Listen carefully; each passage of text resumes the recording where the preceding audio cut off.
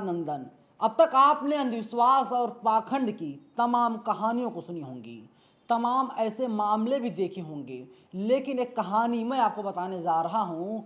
कहानी और न्यूज़ दोनों है। ये जो अंधविश्वास की कहानी रची गई थी, ये कहानी है उत्तर प्रदेश के उन्नाव के महमूदपुर में।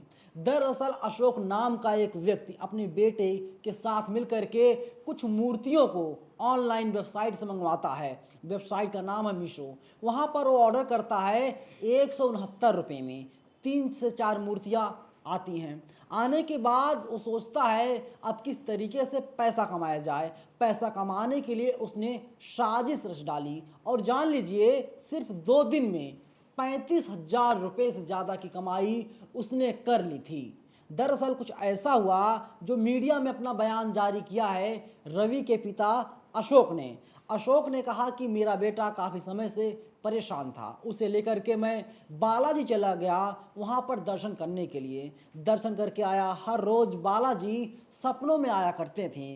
बालाजी कभी कभी सवार हो जाया करते थे और इसके कुछ दिनों बाद सीधा कटरा वाली माँ आ गई। और जैसे ही वैष्णो माँ आई और कहने लगी और तुम्हारे अंदर जो परेशानियां हैं, जो कमियां हैं, वो सारी कमियां दूर हो जाएंगी। जो परेशानियां हैं वो चुटकी बजाते ही खत्म हो जाएंगी। एक दिन शाम को वैष्णो माता आ गई। वैष्णो माता जब आ गई और कहने लगी तुम खेत में जाओ, वहां पर खुदाई करो।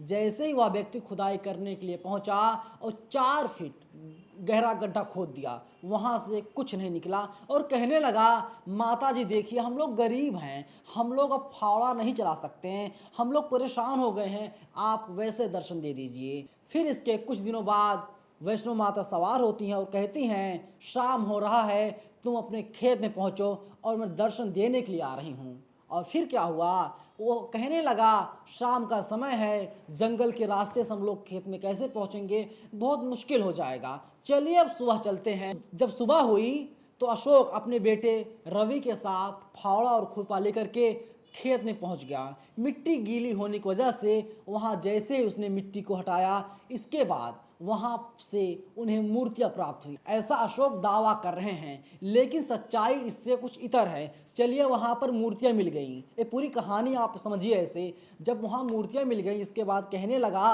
कि देखिए यहाँ पर हमें मूर्तियां मिल गई हैं, रुद्राक्ष के माले मिले हैं और यहाँ से कुछ सिक्के बरामद किए गए हैं, इसके अलावा मूर्ति बरामद की गई है, 3 से 4 चीज़ें यहाँ से हमें मिल गई हैं और 500 साल पुरानी मूर्तियाँ हैं और साक्षात कटरा वाली वैष्णो माता ने दर्शन दे दिया है। फिर क्या हुआ, अंधविश्वास था ही। इसके बाद तमाम लोग आ गए, हजारों की संख्या में भीड़ इकट्ठा हो गई, हर कोई दर्शन करने लगा। एक बार आप इस वीडियो को देखिए।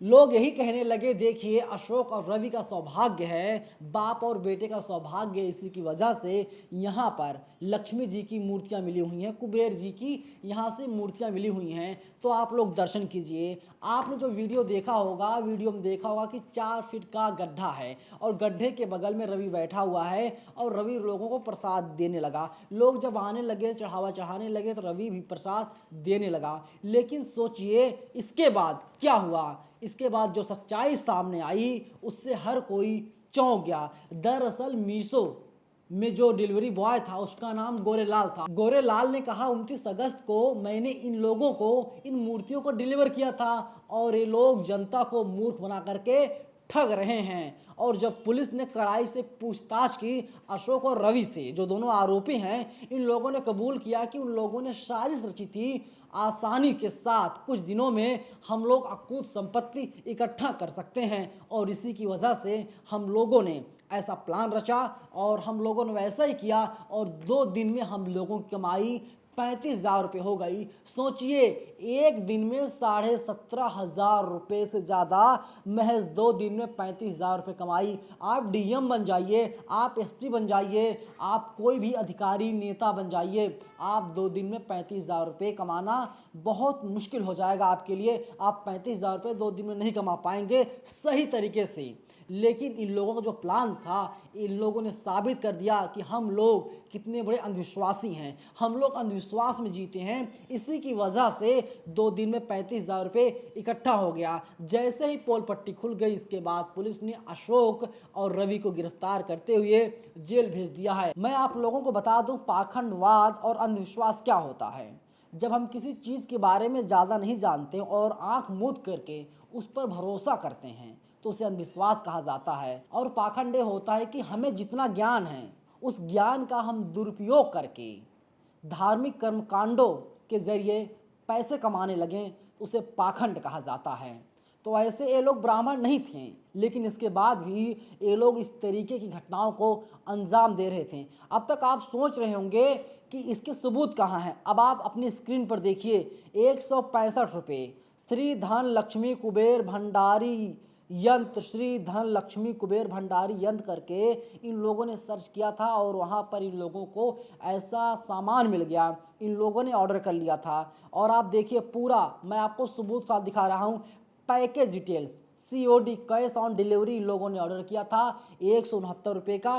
ये पूरा जो इनको लोग सामान था, मूर्तियाँ थी, ये पूरा था। लेकिन आपको मैं बता रहा हूँ, अभी भी आप लोग अंधविश्वास और कर्मकांड में फंसे हुए हैं। ब्राह्मणवाद से आप लोग बाहर नहीं निकल पा रहे हैं। आज भी ब्राह्मणों का कब्जा आपके घर के ऊपर है, आपके ऊपर है। मैं आपको अंधविश्वास बता रहा हूँ। अब आप अपने घर के आसपास देखते होंगे, अपने घर में देखते होंगे, अगर आप अंधविश्वास में भरोसा रखते हैं तो लोग 9 हरी मिर्च और एक नींबू को लटका देते हैं, कहते हैं इससे किसी की नज़र नहीं लगती, उसे कहते हैं नज़र बट्टू। और दूसरा समझिए आप, नदी में सिक्के फेंकना। जब आप कहीं पर यात्रा कर रहे होते हैं ट्रेन से या बस से, जब कहीं पर नदी आ जाती है तो आप लोग नदी में सिक्के फेंक देते हैं। ये भी एक तरीके से पाखंड है, अंधविश्वास है।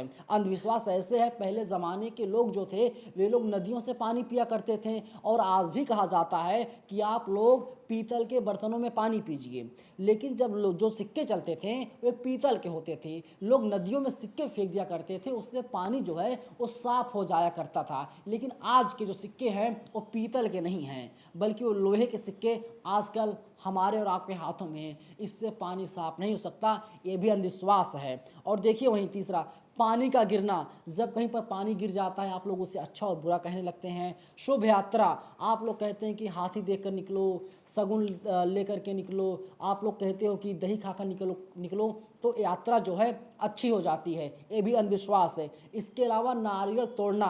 जब आप लोग कोई बाइक लेते हो, 4 व्हीलर लेते हो या कोई भी गाड़ी खरीदते हो या कोई नया घर खरीदते हैं, आप लोग पूजा पाठ करवाते हैं तो आप लोग नारियल को फोड़ते हैं, ये भी अंधविश्वास है, जबकि ऐसा कुछ नहीं है। इसके बाद दूसरी चीज़ है सूर्य डूबने के बाद सफाई।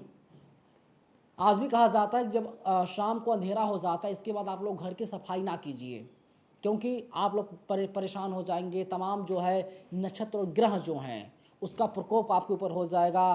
तमाम ऐसे चीज़, कांच का टूटना, शीशा टूट जाए, वो भी अच्छा नहीं होता। देखिए आज भी हम और आप जो है ना अंधविश्वासों में घिरे हुए हैं और अंधविश्वास सामने आ गया है। किस तरीके से उन्नाव की जनता जो है वो मूर्ख है, अंधविश्वास पे भरोसा करके 2 दिन में 35,000 रुपये का चढ़ावा चढ़ा देती है। और जब सच सामने आता है तो हर कोई दंग और परेशान हो जाता है। इसलिए आप लोगों को वैज्ञानिक युग में जीना चाहिए। पाथर पूजे हरि मिलें तो मैं पूजूं पहाड़। अगर पत्थर पूजने से भगवान मिल जाते हैं तो मैं पूरा पहाड़ ही पूज लूँ ना, क्योंकि पहाड़ पर तो पत्थर ही पत्थर होते हैं, तो मुझे साक्षात भगवान के दर्शन हो जाएंगे।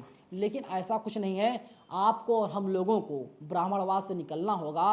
और ये जो पंडित ढोंग रचते हैं, साजिश रचते हैं, इन सब साजिशों का खुलासा तभी होगा जब हम और आप लोग जागरूक होंगे। उन्नाव वाली पूरी घटना पर आप लोगों की क्या राय है? आप लोग अपनी प्रतिक्रिया कमेंट बॉक्स में हमें ज़रूर बताइएगा।